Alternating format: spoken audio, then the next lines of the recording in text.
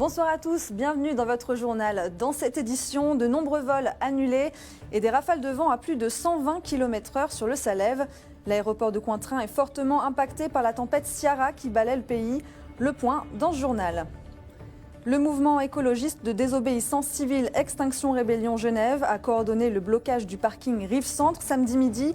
Pendant 1 heure, les militants en ont entravé l'entrée. Il s'agit de la première opération de blocage de la part du mouvement genevois. Mais ce type d'action est-il pertinent pour se faire entendre? Nous en discuterons avec nos deux invités, Vincent, l'un des porte-parole d'Extinction Rébellion Genève, et Daniel Sormani, conseiller municipal et député MCG.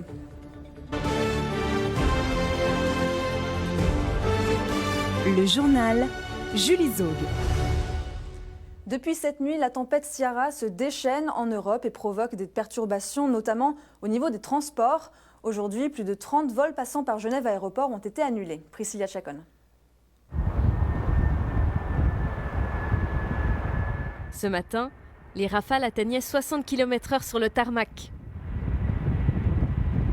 Du vent aussi fort que ça, effectivement, c'est pas tous les jours, heureusement d'ailleurs. Ça met à contribution les qualités, les compétences des pilotes qui doivent vraiment, si je peux dire, contrôler leur avion de manière plus active lorsqu'ils approchent. Mais sinon, pour nous à Genève, c'est des opérations relativement standards, c'est-à-dire que la piste est ouverte, les avions décollent et ils atterrissent. Des dizaines de vols ont toutefois été annulés depuis hier. Aujourd'hui, ce sont 15 départs et 18 arrivées qui ont été supprimés. Alors l'impact, je dirais, elle est principalement sur le nord de l'Europe, à savoir sur l'Allemagne, Francfort, Munich, et on a aussi aux Pays-Bas et en Angleterre. Donc les impacts, finalement, c'est les avions qui ne vont pas pouvoir partir de ces aéroports pour venir ensuite ici à Genève Aéroport.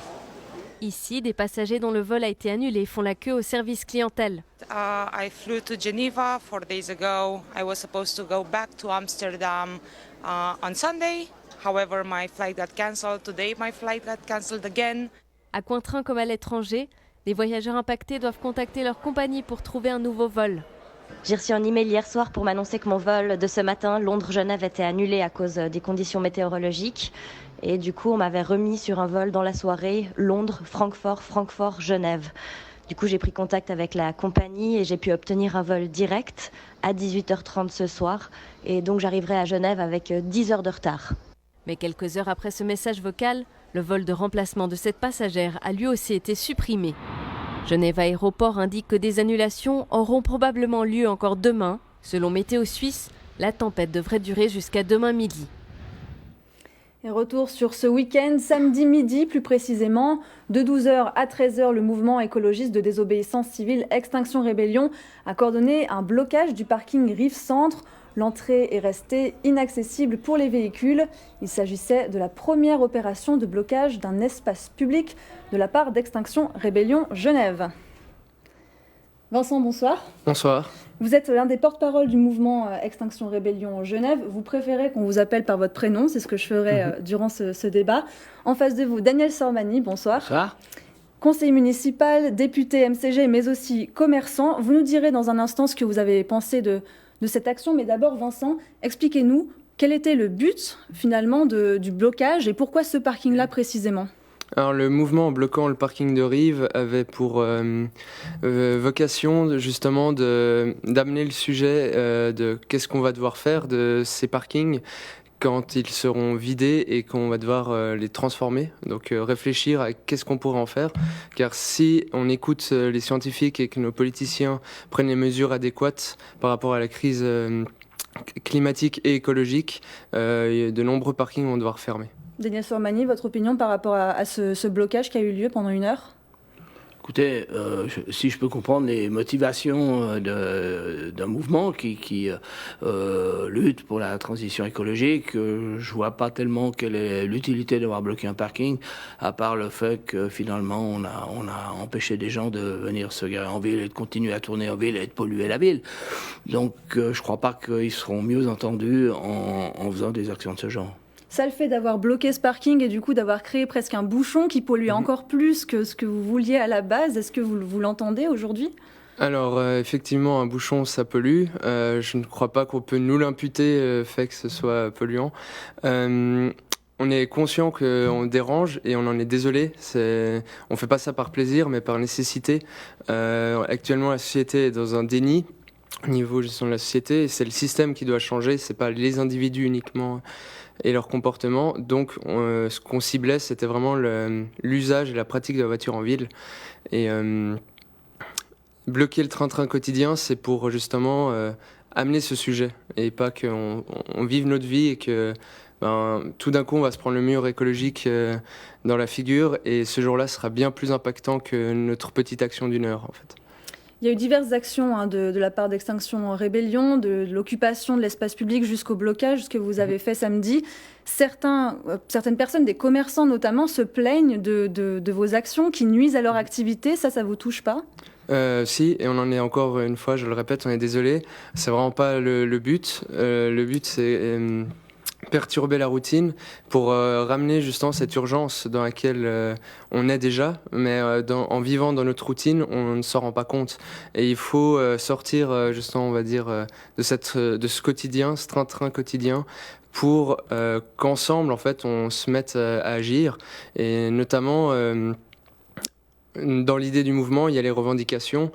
C'est déjà justement d'amener la réalité justement scientifique, qui est la crise climatique et écologique, et d'arriver à 0 émission nette de carbone en 2025. On sait que c'est ambitieux et que c'est pour bientôt, et c'est pour ça qu'il faut que ce soit l'ensemble de la société qui prenne sa part et pas juste des politiciens ou quelques écologistes même, tout simplement, mais vraiment l'ensemble de la société et son mot à dire. Et c'est pour ça que la troisième revendication du mouvement, c'est les assemblées citoyennes. Voilà. Dénis Sormani, vous qui êtes aussi commerçant, perturber la routine comme ça, est-ce que pour vous, ça vous suffit pour marquer les esprits ? Non, je pense pas que c'est ça qui va faire changer les mentalités des gens. Je pense que la population, elle est consciente qu'il y a des choses qui doivent évoluer, qui doivent bouger, mais ça doit se faire. Ça peut pas se faire du jour au lendemain. Et je crois que c'est pas demain la veille qu'on va fermer les parkings, parce que ils sont là, puis on en a besoin aussi pour quand même que les commerçants, que les gens, les clients et les citoyens puissent aussi avoir accès, disons, au centre-ville. Alors, il y a les transports publics, il y a la mobilité douce, mais tout le monde ne peut pas utiliser les transports publics et la mobilité douce, donc il faut quand même qu'il reste un certain nombre d'endroits où les gens peuvent poser leur voiture et ensuite utiliser les zones piétonnes qu'on essaie justement de mettre en place. Et je pense que sans parking à proximité, on ne va pas réussir une transition vers des zones piétonnes dans les centres-villes. Qu'est-ce que vous pouvez répondre à ça ? Alors, on est conscient que justement l'enjeu est global et on a peu de temps pour agir. L'ONU l'a encore rappelé en décembre qu'on a 10 ans, pas pour commencer à faire des petites choses, mais pour réduire massivement nos émissions de gaz à effet de serre. Et cela implique des changements de société profonds. Et c'est pour ça qu'on en appelle aux assemblées citoyennes de nouveau, pas que ce soit une poignée de personnes qui décident pour l'ensemble, mais que chacun puisse avoir son mot à dire. Par exemple, on pourrait imaginer un tirage au sort pour que ce soit représentatif de la société et justement réfléchir à comment on peut se déplacer autrement et résoudre ces problèmes aussi, autant pour les commerçants que pour les gens qui doivent aller au travail, aux médecins, chercher leurs enfants, etc. Vous m'avez dit avant cette émission que votre but, c'était de mettre la pression sur les politiques. Est-ce que jusqu'à présent, à Genève, ça a porté ses fruits ? Il y a eu des discussions ou des mesures qui ont été prises ? Mais alors, là, c'est un peu la première discussion que j'ai avec justement un politicien genevois. Donc, c'est déjà une étape. À Genève, on n'a pas encore n'a pas encore eu l'occasion de discuter directement, mais on commence à se faire inviter. On a des idées pour justement le mouvement grandit, on continue à se structurer et on va continuer à mettre la pression et aussi rencontrer les politiciens pour construire autre chose. Dénis Sormani, vous qui êtes élu, même si vous cautionnez pas forcément la méthode, vous seriez prêt à entrer en discussion avec ce mouvement ? Écoutez, pourquoi pas s'ils ont des idées concrètes qu'on peut mettre en application. Mais je crois que les politiques font aussi un effort dans ce domaine-là. Il y a des mesures concrètes qui peuvent être faites relativement simplement, qui n'ont pas été mises en action, ne serait-ce que, par exemple, tous les chauffages des immeubles, qui représentent bien plus que la circulation automobile, c'est 35% de la pollution. Et ça, c'est quelque chose qui est facile à mettre en œuvre.